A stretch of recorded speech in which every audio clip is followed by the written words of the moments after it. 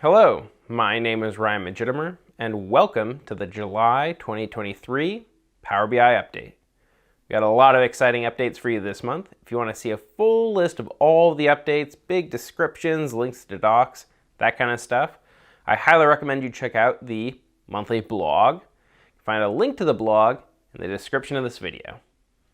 Also, before we get started, I want to point out that at the end of this video, we will have our monthly community spotlight. If that's something exciting for you, I highly recommend you watch all the way through to the end of the video. Also, if that's the kind of thing you like, the Power BI community that is, I highly recommend you check out the Power BI community. You can find it at aka.ms/PBI community. And also, if you like community in general, or perhaps Fabric products in general, you should check out the Fabric community. It has all sorts of things like the Power BI community, as well as the Synapse and Data Factory communities. And that's all I'll say for now. But if you want to find that, you can find it at aka.ms/Fabric community. Now, let's get started. For reporting, we have some updates to the on-object interaction in Preview. This month, we added some new functionality and fixed a few bugs. You can now customize the pane switcher by quickly adding new panes directly from the pane switcher without having to go to the View ribbon. You can now also open multiple panes in the pane switcher using Control-Click. And tree map subselections are now supported. We're going to hand it over to Roseanne for a demonstration. We're excited to bring you even more improvements this month for OnObject. We've now added a new plus button to quickly add new panes directly from the pane switcher. This menu also gives you a brief description of what panes are available and what their functions are. Even better, the panes added to the switcher are saved across reports. Configure once and you're done. In addition to the right-click option to open a new pane, it is now even easier to open multiple panes by using Control-Click. Now I can simply hold down the Control key and click on the pane I wish to open side by side. We've also added support for the tree map visual to be able to format specific selections.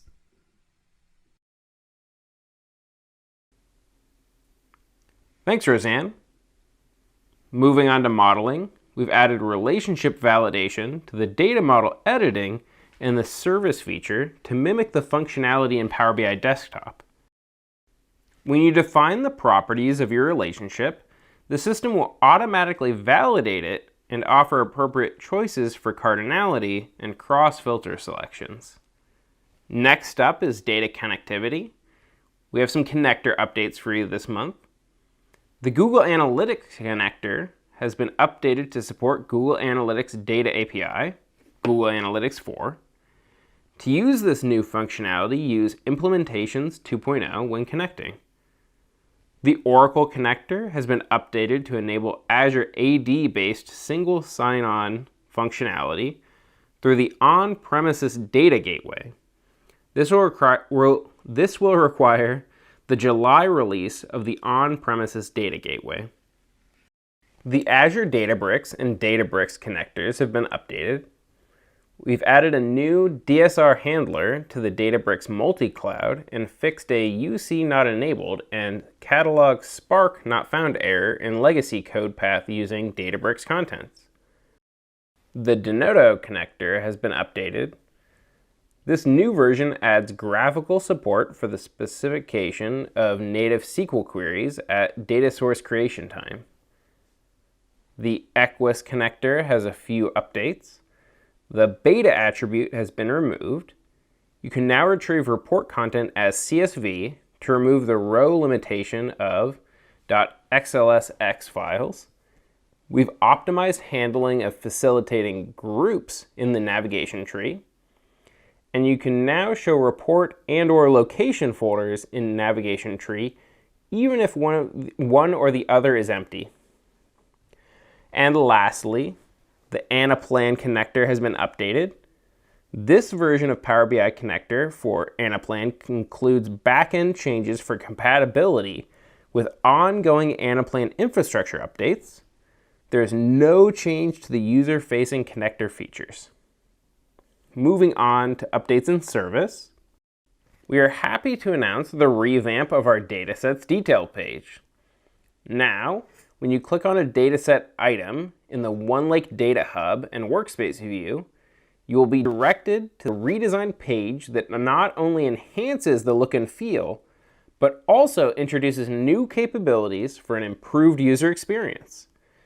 Additionally, we have made significant improvements to the related items list. It now showcases all the downstream and upstream dependencies for the dataset. This enhancement allows you to easily identify the sources of that dataset, composite model relations, reports, and dashboards associated with it. In mobile, we're adding a long-awaited feature that will help dataset owners and report creators to manage their dataset directly from their phone. We'll hand it over to Michal for a demo. We are excited to announce that the Power BI mobile app now supports datasets. This long-awaited feature allows dataset owners to refresh their datasets directly from the mobile app. To access your dataset, simply go to a workspace and select Dataset Peel at the top. You will get a list of datasets that you have access to in that workspace. Tapping on a dataset will bring up a dataset info drawer, which includes the name, owner, sensitivity label, and the latest refresh status. From this pane, you can also trigger a dataset refresh directly from your mobile app. If dataset refresh is in progress, the Refresh Now button will be disabled, indicate that you don't need to trigger another one. In addition, to make sure you will never miss a beat when you are on the go, we added a support for push notifications that will be sent to you if a scheduled refresh fails. Tapping on the notification will take you directly to the dataset info drawer, where you will be able to see the error and trigger the refresh again. The push notifications are sent to the same users that are receiving mail notifications. This includes the dataset owner and any other recipient that the owner defined in the dataset setting page in the Power BI online service. With this new ability, the dataset owner will be able to immediately respond to failures and unlock their users who need fresh data in the report. Thanks, Michal. Next up, in developers, check out our latest article that focuses on techniques to improve the performance of custom visuals. In this article, we discuss the performance improvements we've made in visual rendering and load times. You can find a link to the article in the blog. In the Other section, you'll find that Web View 2 is now GA. Finally, we have some exciting new updates for you in the visualization section. New visuals available for you on AppSource this month include Spider Chart for Power BI by Visio Chart, HTML content, light, Stacked Lipstick Bar Chart, standard, Stacked Lipstick Column Chart, standard, 100% stacked column chart with values instead of percent, standard, Dual Axis Scatter Chart, standard, Category Comparison Bar Chart, Stacked Column with Percentage and Total in Label, standard, Likert Scale Chart for Power BI by Chart Expo. Updated visuals for this month are Drill Down Map Pro and Multi-Target KPI Card. And now we're here, the moment you've all been waiting for, the Community Member Spotlight. Each month, we'll be selecting a community member who's gone above and beyond, and this month, it is Amit Chandak. Amit has gone way above and beyond. He is a super user. He's got an overwhelming abundance of kudos, accepted solutions, replies, posts. He's a contributor to the community blog. He's been on the Power BI community show. And above all else, he gets the overwhelming support from the community, and he supports the rest of the community. And that is something that obviously is very important for us and something that we love to see. So, congratulations to Amit. And if you're wondering who will be in the spotlight next month? Could it be you? Possibly, but if you want it to be you, you probably want to head over to aka.ms/WAC PBI community to the Power BI community. Well, that wraps up our video for today. Tell us in the comments what your favorite feature was. And also, give us some feedback on these videos, the blog itself. I would love to hear about it.